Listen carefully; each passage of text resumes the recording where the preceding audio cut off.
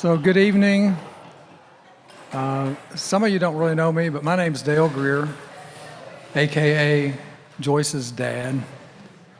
And on behalf of Brandon and Joyce, I just want to say thank you. Thank you all for coming, helping us get ready for Brandon and Joyce's big day tomorrow. So a couple weeks ago, well, several weeks ago actually, Joyce came and asked me if I'd be willing. I don't think she asked me if I would. She said, would you give a little speech tonight? And so I just immediately started thinking about what I might want to say, what stories I might want to tell. And so as I'm thinking, Joyce is still talking. She says, Daddy, please do me a couple favors. Number one, keep it short. And so I'm thinking, okay, I can do that. But my mind is, it was still racing, trying to think of things like little stories. Like when she was a little girl, she used to dress up in camo so that she could play army with her older brother, Joseph, and their really good friend, David. And then she's still talking, and so I'm listening, she's saying, oh, and please don't say anything to embarrass me. And so I'm thinking, oh, well, as Lincoln, a little 2-year-old grandson would say, uh-oh. This is going to be a really short speech. Because a lot of things I'm thinking about are probably embarrassing. Yeah. Funny, but embarrassing. So then I thought, well, maybe I'll just talk about Brandon. But the more I thought about that, I said, that's not a good idea, because for some reason, I think it's maybe because of things Joyce has said, or her brothers and sisters, Brandon thinks I'm this mean old grumpy bear. And I'm trying to convince him that I'm really just a sweet, cute, cuddly teddy bear. And so, Brandon, I'm not going to try to embarrass you. I'm not going to talk about that little episode last Memorial Day when we were down at Jeremy's house. You're visiting the family, and we're all at the pool, and you're up on the diving board. I'm just not going to talk about it. But I think I will talk about a little lunch meeting we had a few months ago. You remember? Yeah, we had lunch together, and as we were waiting for our food, we just kind of had some conversation about who knows what. I don't remember.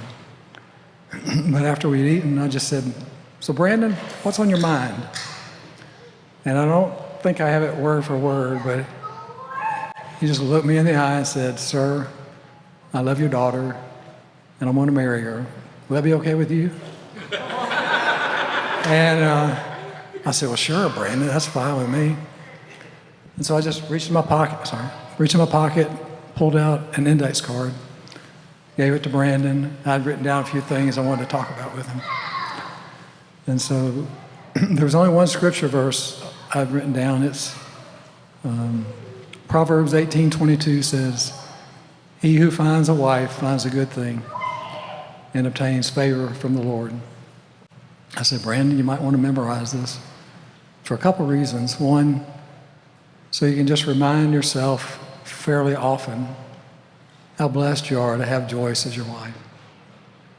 And then two, on those really rare occasions where Joyce just pushes your buttons, you can just remind yourself, God says she's a good thing. And then the only other thing on the card, I had written down the titles of several songs. And this probably sounds like really lame, but I thought all of those songs had some nugget of wisdom about marriage. And I just wanted to share it with Brandon. And I was just going to share a couple of those with you. The first song on the list It's a song by a singer-songwriter named Andrew Peterson. People that know me, that's probably no surprise, but he wrote a song called Dancing in the Minefields. And I just think that's an awesome title for a song about marriage. And so in the song, he kind of, talks about a young man, young woman, they meet, they fall in love, they get married, and they, well, there's a couple verses that kind of talk about the nitty-gritty details around that. And then it kind of fast forwards about 15 years, and they're thinking, this is harder than we thought it was going to be. And the actual chorus for the song is, we went dancing in the minefields, we went sailing in the storms. This is harder than we dreamed, but I believe that's what the promise is for. And I'm convinced that the promise he talks about is the vows you'll make to each other tomorrow during your wedding ceremony. And it's not just a formality, it's important. And then another song that I had on the list is by a different singer-songwriter. His name is Andy Gullahorn. And he wrote a song called Your Worst Day. And when I hear the song, I can just kind of see Andy playing his guitar and singing the song to his wife when she's had a really, really bad day. She had lots of frustrations. She's lost her temper. She may have even taken it out on Andy, some of her frustrations. And he's trying to encourage her, and he's trying to let her know it's going to be okay. And he finally just says, I am crazy in love with you on your worst day. And to me, that's just unconditional love. And so the last song that I'd put on my list is another song by Andrew Peterson. He wrote a song called I Want to Say I'm Sorry. And it's about reconciliation and grace, I think. And the song describes an event where he recognizes he's said something to deeply hurt his wife. And he's trying to apologize. He's trying to restore the relationship. And, it's just important that you guys kind of learn how to do that. Because, you're going to mess up. It's going to happen. And, learning how to say you're sorry and try to heal the wound is just one of those important things we need to learn how to do. But sometimes it's going to be difficult. It won't be easy sometimes. And in the song, he talks about in those difficult times, we may need to kind of put our trust in God's grace, that it'll bring about a sense of repentance if we've done something wrong, if we've hurt somebody, or a sense of forgiveness if we've been hurt. And there's a verse in that song that I think really emphasizes the importance of this reconciliation, especially between believers.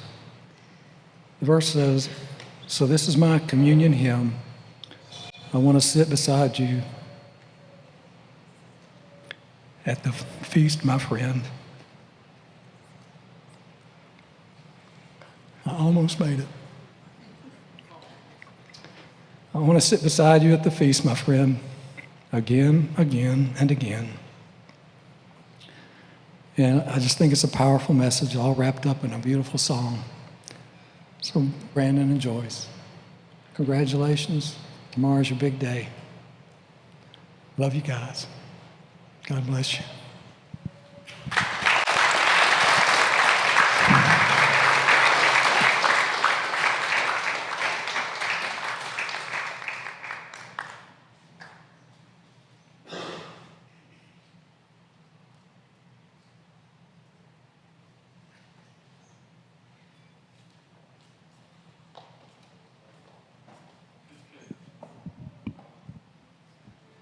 Well, I told Joyce I'm not sure why she put me second, so I have to follow my dad. But here we are. For those of you that don't know, I'm Julie, I'm Joyce's older sister. Thank you all for being here. Thank you for being a part of Joyce's and Brandon's lives as we celebrate this special time. I remember the day my parents told me that I was going to get a little sister, and I was super excited. After 3 brothers, I needed a little sister. Somebody I could watch grow up, somebody I could share those things, that special things that sisters share. But, of course, I was 15 years older than her, so things were a little different than most sister relationships. As she was learning how to go potty, I was graduating high school, and when she was learning to read, I was in college, and I had my first baby when she was 14, which worked out well for me. I had a good babysitter, and I took full advantage of that, and still do. A couple of years ago, Joyce called me, and she was talking about some different guys she had met at Bellevue, and there was just one she kept talking about, and she really wanted to get to know, and eventually he asked her out. Didn't take that long, actually. And she was like, I don't know what to do, Julie. I don't want to be the girl that went to the single adult ministry to meet a man. And I was like, well, I don't know what to tell you, but if you like them, there's no harm in going out with them. She was like, well, I just don't want my motives to be misjudged. I was like, well, but that quickly turned into, he's just so sweet. And he's so thoughtful. Oh, and his muscles. There was lots of talk of muscles.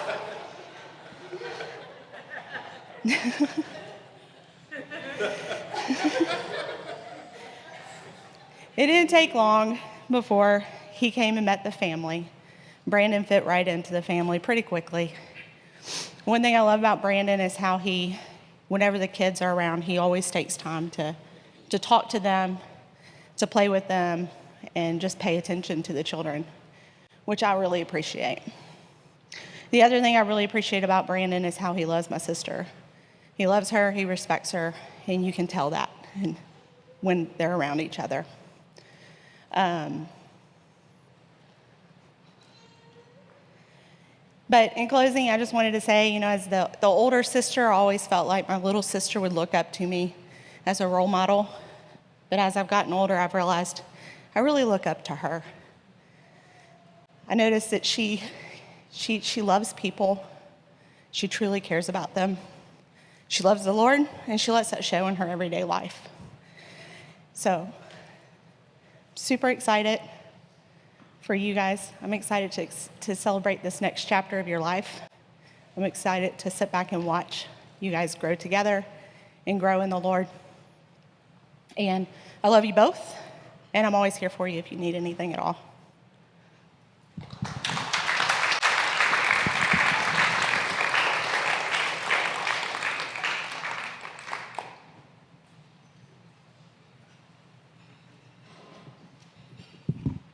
Well, I can tell you why Julie went next, because mine's not going to be as great as either of theirs. But hey, y'all, my name is Emily Carr, and I am Joyce's forced best friend. And I say forced because our older sisters grew up together and were best friends, and Joyce really didn't like me very much. She really thought I was annoying, and she thought I was going to be a tattletale, but I was really the good child. But after a while, she kind of warmed up. So as we've grown up, me and Joyce have spent a lot of time together. We've spent a lot of tough times and a lot of good times together. But one thing Joyce has always done is she's been a constant companion in my life. Whenever we would have the bad days, we would cry together. Whenever we had the hard days, we would pretty much yell at each other and eat Twizzlers and talk about how horrible our lives were. And then whenever anything great happened, she was always my biggest cheerleader. Joyce has always been there, no matter what. One of my favorite parts about Joyce is that she has her mama's heart. She's always been one to be gracious to others and to love others well. And whenever Joyce and I grew up, we knew we'd have to find some special people in our lives. But I knew that whoever Joyce married was going to have to be a really special man who also loved others well. And Brandon does love others well, and he loves Joyce very well. And I'm very thankful for that. I just want to say I'm super excited for y'all, and I'm glad to be a part of this, and I hate you for making me say a speech, but I love you so very much. Congratulations, guys.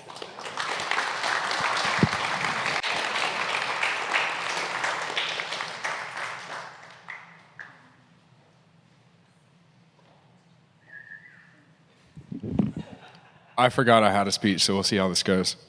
Hey y'all, now I'm James. I didn't forget. I'm James. Had the privilege to just be a friend of Brandon's for a few years here, and I was thinking about different things that I might say for this speech, and fortunately for you, I'm not going to say any of them.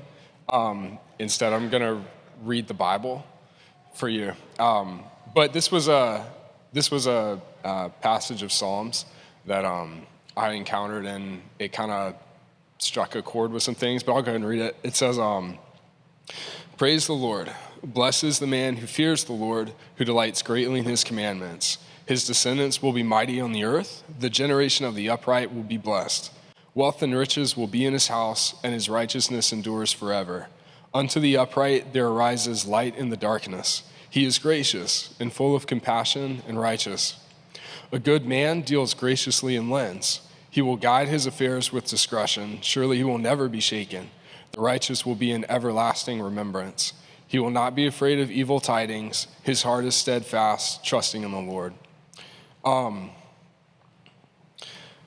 So there's a lot of people right now who kind of don't know who they are. And it's kind of a rare thing when you encounter someone who knows exactly who they are and knows where they place their heart, and who has their trust and their identity in something solid and something grounded. And having the privilege to know Brandon all these years, I know for a fact his identity and who he is grounded in his love for the Lord. And that's something that's always stood out to me. And if you go into churches, you meet a lot of people that look like they've got it together. And sadly, it's all too common to dig a couple of layers deep and find that that's not always the case. But that's not the case with Brandon. It's, I know for a fact that the faith and the love that he has for the Lord is 100% genuine. And when I read passages like Psalms 112, it just makes me think this is what it looks like for a human being as a man to be fully alive and to find his full life and his full heart in Jesus Christ. And not a whole lot of people that I know look like that, but Brandon's one of those people. Another thing that stood out to me about that is it talks about a man who loves righteousness and who loves doing the right thing. And if you know Brandon, something that's becomes pretty quickly obvious is that he does the right thing. It's not just talk. He actually does it. Most of the stories of him doing the right thing, necessarily kind of have to remain private stories, because when you do the right thing, it's not for other people to see. It's because it is the thing to do. It's unspoken. It doesn't get noticed, and it very often isn't the easy thing. But I remember conversations here in the past couple of months of Brandon bringing up a passage that stuck with him of he who knows the right thing and doesn't do it, to him it is sin. And that's something that challenged me and that convicted me a little bit, because it's not enough to just not do the right thing. You can kind of walk into church or approach the Bible and kind of think that it's a list of things not to do. But that's not the whole story at all. It's about a changed heart that produces action. And Brandon has 100% modeled that. And I've had the great privilege to see some of those things. And it's not just doing the right thing out of compulsion. I think Brandon really finds his joy in doing the right thing and in going the second mile. There was a time in my life where I was, I'm in the National Guard, right? So I was gone for my initial training for like about 6 months. And during that time, I was separated from my own fiance. And Brandon took it on himself to use his own time, much of his own resources, to drive her all the way out several hundred miles to where I was so that we could spend a little precious time together. And there's not a lot of people that'll do stuff like that. And, so he drives my now wife Violet out to, so that we can spend some time together. And, he's like, hey, bro. I'm like, hey, bro, bypass him, go to my wife. And we basically spend, 2 days of him just kind of happily, merrily walking behind us as we're holding hands and having a great time. And, at the end of those couple of days, I'm just like, Brandon, man, who in the world travels 500 miles to be the best third wheel ever? But it's you, man. It's 100% you. But Bud, your third wheeling days are finally over. Praise the Lord. And man, I just want to say I love you, boy. I love you so much. You're a rare breed, and it's been such a privilege to get to know you and to see your heart for the Lord continue to grow. Joyce, you got a good one. I don't know what initially attracted you to Brandon. I really don't, but I can tell you his heart and his foundation is second to none, and you could not have made a better choice. And I think the Lord has abundant blessings for the both of you, and I think myself and everybody here is going to be just abundantly blessed by you guys calling it good and becoming one forever. So love you guys. Y'all are awesome. All right, thanks, y'all.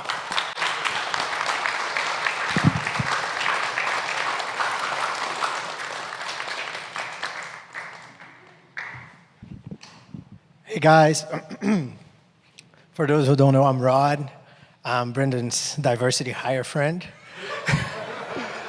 I've met Brendan at church. I had just moved to the States. I'm Brazilian, for those who don't know. And Brendan was just one of my first friends. He was someone that I instantly linked with. We had so much in common, so many interests in common. And it's just been a huge blessing to be part of his life and seeing him date Joyce. It's just been amazing. Brandon is an amazing guy. Since I'm one of his best men, I need to talk about him. Cannot talk much about Joyce. My wife told me not to. But, Brandon is just an amazing guy. He has been so welcoming ever since me coming to a new country, just finding so many new people. I can definitely say that Brandon is one major reason why I can call this country home. It's definitely because of him, one of the big reasons for it. He has a heart for the Lord. He's a hardworking guy. I've just seen him grow so much. He's someone that I can come up with and that I can come to and just share everything that's going in my life. He can share with me. We're not scared to call each other out when we're messing up, and we do it quite often. He's just a blessing in my life. He's a blessing in so many people's lives. It's been amazing to see him pursuing Joyce. He loves you so much, Joyce. He loves you so much. He shows up early to things when you're there. And if you know Brandon, you know that doesn't happen often. And it's just been great seeing you two. You have been part of my story with my wife, and I'm so happy that we can get to be part of y'all's. You both are so well fitted for each other. Brendan has been crazy about you ever since he saw you. And looking from the outside, I knew that you were going to end up together even when you were not officially together. But it's been great seeing it. It has been tremendous joy just watching you guys. All I can tell you, Joyce, is that if Brendan is as good a husband as he is a friend, you're going to have the best husband in the world. And that's just an amazing thing. We hope you all the happiness. We know that the Lord will bless you. And I personally hope that you two have as many kids as you have nieces and nephews.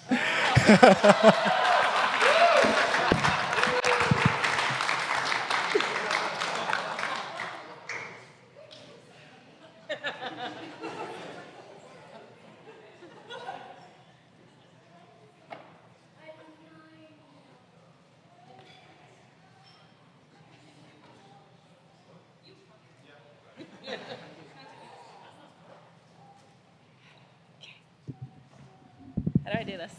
Okay, got this. You want to say something? I can say it. You can say it?